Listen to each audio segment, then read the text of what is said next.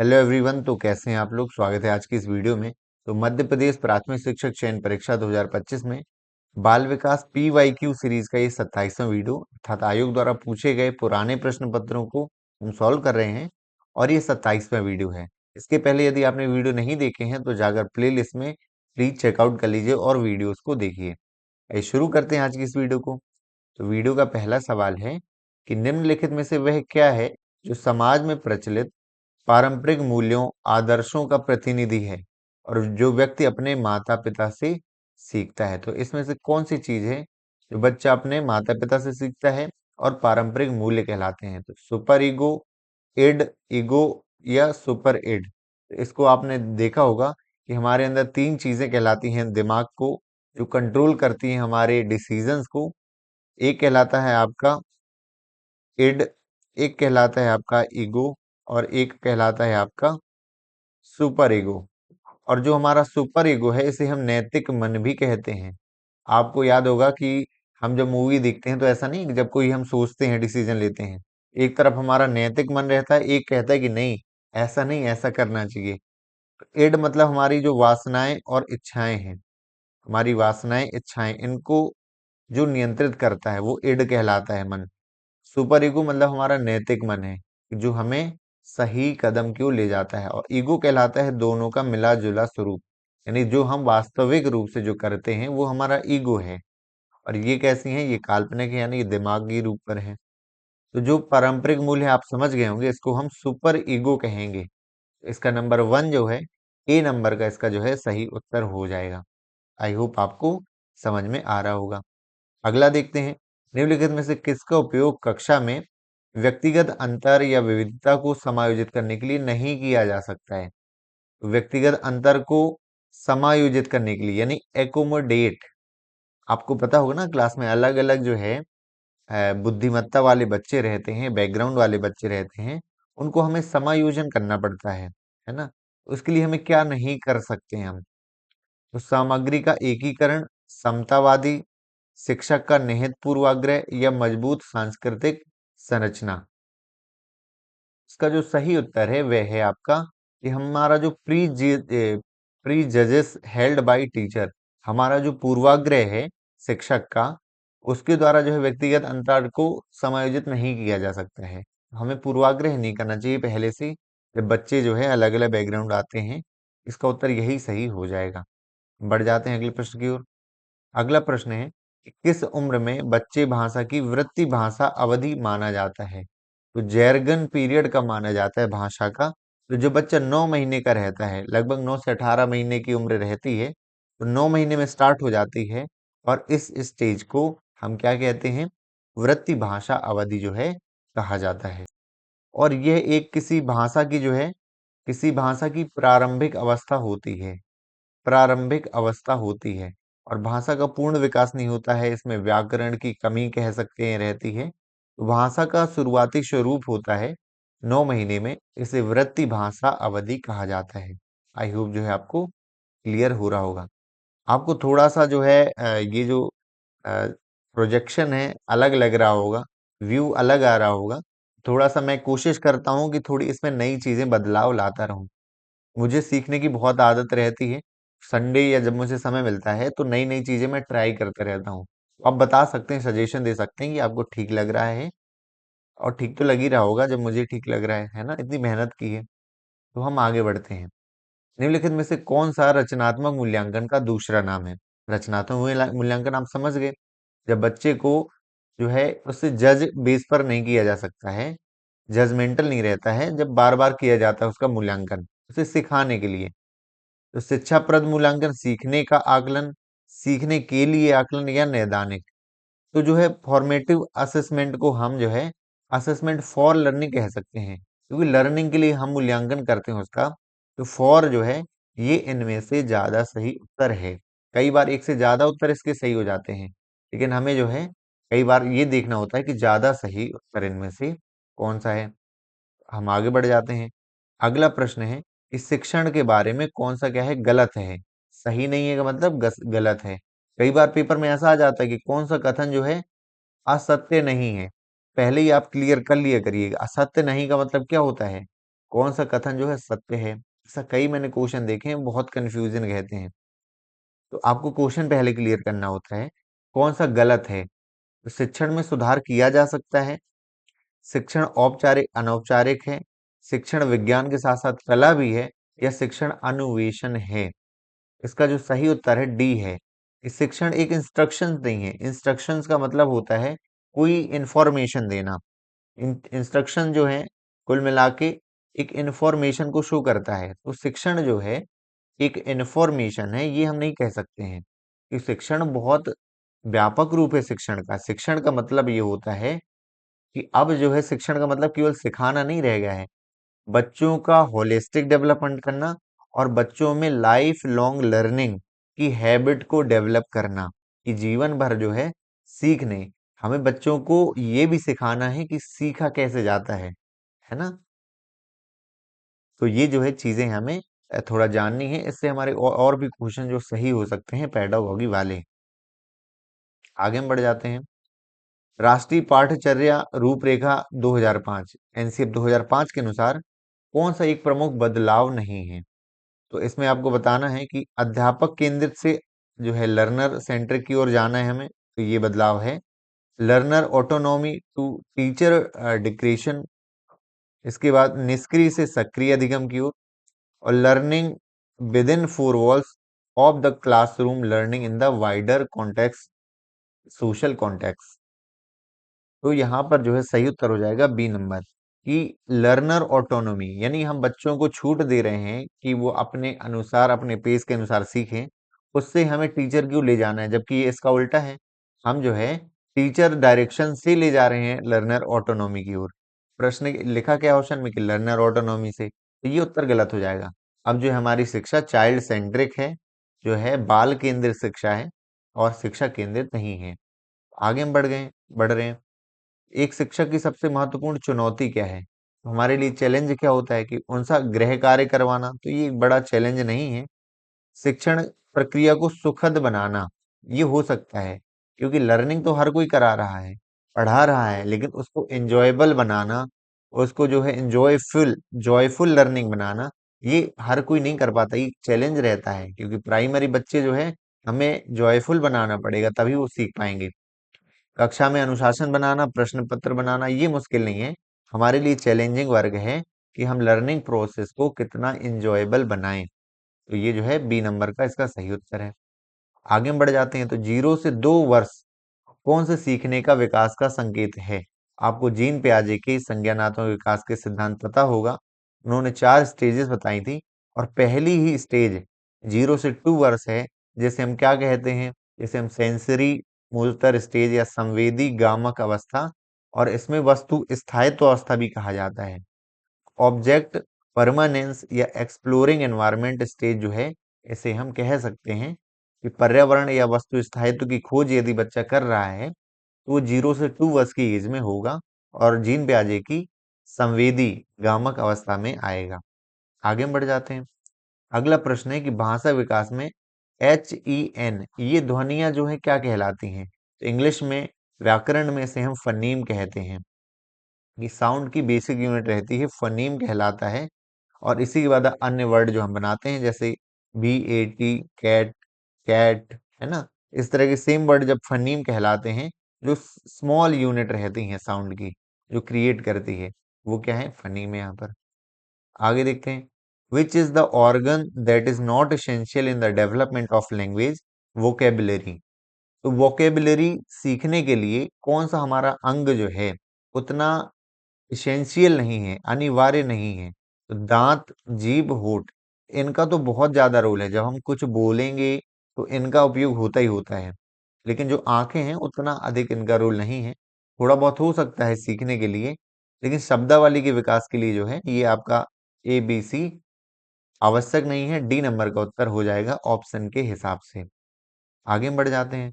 अगला प्रश्न है कि कौन सा जो है वंशानुक्रम का नियम है। हेरिडिटी का नियम कौन सा है। तो परिणाम का नियम, अभ्यास का नियम, तत्परता का, या बीज कोश की निरंतरता का। तो हेरिडिटी का नियम इनमें से नहीं है। ये आपके किसके हैं, परिणाम, अभ्यास, तत्परता, ये आपके पर्यावरण और बाद के नियम है। लेकिन जो जर्म सेल है जर्म सेल ही है जो एक व्यक्ति से दूसरे व्यक्ति में ट्रांसफर होती है जन्म के समय बच्चे में, या बच्चे में जर्म सेल, और जर्म सेल ऐसी सेल कहलाती हैं जो आनुवांशिक गुणों को क्या करती हैं, स्थानांतरित करती हैं। आनुवांशिक लक्षणों को या आनुवांशिक गुणों को स्थानांतरित करती हैं, जर्म सेल कहलाती हैं। आई होप जो है क्लियर हो गया होगा। आगे बढ़ते हैं। बालकों को समाजीकृत करने के लिए शिक्षकों द्वारा प्रयुक्त तकनीकी कौन सी उपयुक्त नहीं है? समाजीकृत करने के लिए कौन सी उपयुक्त नहीं है? अति संरक्षण, लोकतंत्रात्मक, प्रत्यक्ष या आइडेंटिफिकेशन। तो समाजीकृत करने के लिए कौन सी इसमें से क्या है, गलत है? तो इसका सही हो जाएगा कि ओवर प्रोटेक्शन। हम बच्चों को ओवर प्रोटेक्शन देते हैं तो उससे बच्चों का जो है समाजीकरण कम हो पाता है। जितना बच्चे खुद से एक्सप्लोर करेंगे उतना ही अधिक उनका समाजीकरण होगा और वो नई नई चीजें समाज में सीखेंगे। आगे बढ़ जाते हैं। इनमें से कौन सा गलत है ये हमें बताना है। कौन सा स्टेटमेंट क्या है, रॉन्ग है? तो एक वांछित और चहेता बच्चा उस बच्चे की तुलना में अधिक सकारात्मक आत्म छवि विकसित करता है जिसे दूसरों द्वारा अवांछित या अस्वीकार रहता है। तो इसका देखो, थोड़ा सा कॉम्प्लिकेटेड लिखे हुए हैं वर्ड, लेकिन आपको जो है समझना है। वांछित और चहेता मतलब एक बच्चा है जिसे प्यार किया जाता है ना, प्रोटेक्शन दी जाती है। लेकिन दूसरा बच्चा है जो अवांछित है। अवांछित मतलब रिजेक्ट किया जाता है लोगों के द्वारा, लोग उसे पास नहीं आने देते हैं। तो जिस बच्चे को लाड प्यार ज्यादा किया जाता है उसको पॉजिटिव उसमें एटीट्यूड डेवलप होगा, या सेल्फ इमेज जो है वो पॉजिटिव बनेगी। ये बिल्कुल सही उत्तर है। हमें क्या ढूंढना है, गलत उत्तर ढूंढना है। जहां तक बच्चे सामाजिक विकास का संबंध है, इसमें बहुत से शिक्षण निहित होते हैं। बिल्कुल सही है। सामाजिक विकास किसी एक शिक्षण से नहीं डेवलप होता है, इसमें बहुत सारे क्या है, कंसर्न है। स्वतंत्र वातावरण में पढ़े लिखे बच्चे लोकतांत्रिक अनुशासन में अधिक मिलनसार होते हैं। Children brought up in autocratic environment are more friendly, ये गलत हो गया। आप देखो हिंदी में नहीं पता चल रहा है, लेकिन इंग्लिश में एक जगह लिखा है ऑटोक्रेटिक, एक जगह लिखा है डेमोक्रेटिक। और ऐसा बोला है ऑटोक्रेटिक, आप समझ गए ना, जहां तानाशाही रहती है, एक का ही निर्णय माना जाता है। ऐसा इसमें बोल रहे हैं कि जहां एक की तानाशाही रहती है उसमें बच्चे ज्यादा फ्रेंडली होते हैं, तो ये तो गलत हो गया। ऑटोक्रेटिक में बच्चे कम होंगे डेवलप, लेकिन डेमोक्रेटिक मतलब, डेमोक्रेटिक का ये मतलब हुआ कि सभी को अपने डिसीजंस की आजादी है, बोलने की आजादी है ना, और अपना मत रखने की आजादी है। तो इसका उत्तर ये गलत हो जाएगा। डी देखते हैं कि परिवार की सामाजिक हैसियत बच्चे के सामाजिक व्यवहार को प्रभावित करती है, तो बिल्कुल करती है। आगे बढ़ जाते हैं। एक एक व्यक्ति का आईक्यू जो है 70 या इससे कम है, और दूसरा जो है 18 वर्ष की आयु होने वाली आयु उपयुक्त अनुकूली व्यवहार में कमी, यानी वो आयु से कम अपना व्यवहार कर रहा है। तो मानसिक मंदता हम क्या कहेंगे दोनों को, तो बिल्कुल, जब बच्चा आयु से कम व्यवहार करे और यहाँ पर 18 वर्ष से वो है, लेकिन पहले होने वाली आयु उपयुक्त अनुकूली व्यवहार में वो कमी है। जिस आयु में जो व्यवहार होना चाहिए, जो उसमें परिवर्तन देखे जाने चाहिए, लेकिन वो परिवर्तन नहीं आ रहे हैं, और 70 से आईक्यू कम है, तो ये तो बहुत ही मंद बच्चा हो गया। इसे हम मानसिक मंदता की श्रेणी में रखेंगे। दोनों इसके सही उत्तर हैं। आगे बढ़ जाते हैं। कौन सा सामान्य बाह्य प्रेरक नहीं है? तो बाह्य प्रेरक आप समझ गए ना, कि धन, मार्क्स, ग्रेड। लेकिन यहाँ पर इमोशनल प्लेजर जो है, जब कोई काम करने में प्लेजर मिलता है, आनंद आता है, इसमें कोई बाहर कोई लोभ नहीं रहता है ना, धन, पुरस्कार, डांट, तो वो कहलाता है आपका इंस्ट्रिक्टिव मोटिवेशन, या उसको आंतरिक अभिप्रेरणा बोलते हैं। इसलिए सी नंबर सही हो जाएगा कि बाह्य अभिप्रेरक नहीं है। बच्चे की पहली पाठशाला कौन सी होती है? आपको सबको पता है। पहली आपकी परिवार होती है, और दूसरा कहलाता है आपका दोस्त और विद्यालय कह सकते हैं, या इसी में समाज आ जाएगा। परिवार जो है व्यक्ति की, बच्चे की पहली पाठशाला है, पहली उसका स्कूल है। आगे देखते हैं। अगला प्रश्न है, एक बालिका है जिसे गणितीय समस्याएं हल करने में कठिनाई होती है। समस्या को दूर करने के लिए क्या करना चाहिए? गणित जिससे दूर हो जाए, गणित की प्रॉब्लम्स उसकी। अन्य छात्रों के बेहतर प्रदर्शन दिखाकर उस पर दबाव डालना चाहिए, तो देखो बिल्कुल गलत हो गया। हम ये नहीं कह सकते हैं किसी छात्र को बनाना है होशियार, कि दूसरे छात्र को बोले देखो ये पढ़ रहा है, उस पर प्रेशर बनाना चाहिए। उसके रीजन को जानना चाहिए। हम प्राइमरी लेवल की बात कर रहे हैं। गणित में कमजोरी को उसके माता पिता को बतानी चाहिए, तो ये भी नहीं है। इससे और अच्छे विकल्प हो सकते हैं, बेहतर प्रदर्शन के लिए फटकार लगाई जानी चाहिए, तो ये तो देखो गलत हो गए। अब आप समझ गए होंगे इसका चौथा उत्तर कि शिक्षक को उसके बगल में बैठकर समस्या को हल करने में उसका समर्थन करना चाहिए। बिल्कुल, उसे जरूरत है सपोर्ट की। मैथ में कोई बच्चा जो मैथ में बच्चा किसी को कठिनाई आ रही है, तो उसके बगल में बैठ करके उसकी समस्या को साथ में सॉल्व कराना चाहिए, ताकि वो भी समझे कि प्रॉब्लम सॉल्व कैसे किया जाता है। तो इसका उत्तर जो है डी नंबर का सही उत्तर है। आगे हम बढ़ जाते हैं। अगला प्रश्न है, समावेशी शिक्षा प्रणाली में किस पेशेवर सेवाओं की आवश्यकता नहीं है? इंक्लूसिव एजुकेशन आप समझ गए होंगे। वहां पर आपको इंक्लूसिव का मतलब क्या हो गया? इंक्लूसिव का ये मतलब हुआ जहां पर विकलांग बच्चे भी हैं, आपके बैकग्राउंड वाले बच्चे हैं, स्पेशल चाइल्ड भी हैं, डिसेबल्ड भी हैं। तो वहां किसकी जरूरत नहीं पड़ेगी? क्या मनोवैज्ञानिक की जरूरत पड़ सकती है? बिल्कुल पड़ सकती है, इंक्लूसिव क्लासरूम है ना। कोई थेरेपिस्ट हो सकता है, बिल्कुल। कोई बच्चा विकलांग है, कुछ ऐसा। ऑडियोलॉजिस्ट मतलब जो कह सकते हैं सुनाई नहीं देता है जिस बच्चे को, उससे संबंधित ये जो है उपचार करते हैं। लेकिन यहाँ पर एनेस्थेसिस्ट जो एनेस्थीसिया देते हैं, बेहोश करते हैं, उनकी जरूरत नहीं है। क्या एनेस्थेसिस्ट की जरूरत नहीं है यहाँ पर? ऑप्शन नंबर जो है 20 का सही उत्तर हो जाएगा। पढ़ते हैं अगले प्रश्न की ओर। धीमा सीखने वाले के बारे में कौन सा कथन सही नहीं है? तो धीमा सीखने वालों के लिए कौन सा गलत है? वे सभी प्रकार के शैक्षणिक कार्यों में धीमे होते हैं, तो बिल्कुल हो सकते हैं। तो पूछा क्या है कि कौन सा गलत है? आमतौर पर मूल्यांकन में खराब अंक प्राप्त करते हैं, कर सकते हैं। औसत विद्यार्थियों से नीचे होते हैं, तो देखो तीन तो इसके सही हैं, बताना कौन सा है गलत। एक तो एलिमिनेशन मेथड से हमें ये पता चल गया कि सी हो सकते हैं। उनमें हर तरह काम करने की क्षमता नहीं होती, तो ये गलत बात हो गई कि कोई स्लो लर्नर है। प्रश्न क्या लिखा है, एक बार इंग्लिश पढ़ सकते हैं। लिखा है स्लो लर्नर के बारे में कौन सा गलत है? तो उनमें हर तरह के काम करने की क्षमता ही नहीं है, ये गलत बात है। वो बहुत सारे काम कर लेते हैं, और इवन ये हो सकता है कि उनमें काम करने की स्लो है, मतलब धीरे धीरे करते हैं काम करने की क्षमता, बट काम तो कर लेते हैं वो। और बहुत सारे काम ऐसे हैं जो ठीक तरीके से कर सकते हैं। तो ऑप्शन नंबर सी जो है इसका हो जाएगा सही उत्तर। आगे बढ़ते हैं। इसके पहले मैं बता दूं, अभी हमारी Sunday FLT free test series चल रही है। तो फ्री टेस्ट सीरीज में जाना कैसे है मैं बता दूं। अभी लगभग जब मैंने अभी लास्ट टाइम देखा था तो लगभग 70 लोगों ने टेस्ट दे दिया है इस बार का फ्री एफएलटी का। और टॉप 10 को हम डिस्काउंट भी रखते हैं, तो आप जाएंगे तो संडे एफएलटी मिलेगा। और जो अनलॉक है उसको आपको दे लेना है। देखो मैं यहाँ से स्टेटिक से देखूं तो ये हम मुझे पता चलता है कि 70 बच्चों ने जो है टेस्ट दे लिया है। और यहाँ पर आप लोगों के 120 में से मार्क्स आ रहे होंगे, वो ऐसा इसलिए है कि मुझे उसमें संस्कृत भी ऐड करनी है इस बार, 20-20 नंबर के। उसमें ये ऑप्शन नहीं है ऐप में कि या तो आप इंग्लिश चूज कर लें या संस्कृत, इसलिए मैंने दोनों ही दे दिए हैं एक टेस्ट में। बस आपकी जब फाइनल में मार्किंग आपकी शो करूंगा तो वो मैं 100 मार्क्स में दे दूंगा। लिखा जरूर है 120 मार्क्स। आप लेकिन क्या सोचें, अपने आप को ये माने कि आपके 100 में से मार्क्स आए हुए हैं। 70 बच्चों ने अपीयर किए हैं, और सोचिए देखिए नीचे 100 में से 92 नंबर लाए हैं। 90%। 90% का मतलब क्या होता है? 150 में से 135 प्लस नंबर लाना। लेकिन आपका लगभग 100 का उम्मीद है कि 100 का पेपर रहेगा, इसलिए पेपर इस तरह का दिया गया है। ये देखिए आप अभी से ये आ गई लिस्ट। आपका भी इनकी जगह स्थान हो सकता है, क्योंकि अभी मैंने लिंक बंद नहीं करी है। अभी अगले दिन कल जब है 8-9 बजे लिंक इसकी बंद हो जाएगी, तो जब तक आप सारे लोग इसका पेपर जो है एग्जाम जो है दे लें। आगे देखते हैं। और शायद ये हो सकता है कि वीडियो आपकी कल अपलोड हो रही हो, क्योंकि एक दिन पहले रिकॉर्ड करता हूं, तो आपको हो सकता है उस समय बंद मिले। लेकिन आप लोगों ने इतने टेस्ट दिए हैं, कल आपको इसका रिजल्ट जरूर मिल जाएगा। और बढ़ जाते हैं हम अगले प्रश्न की ओर।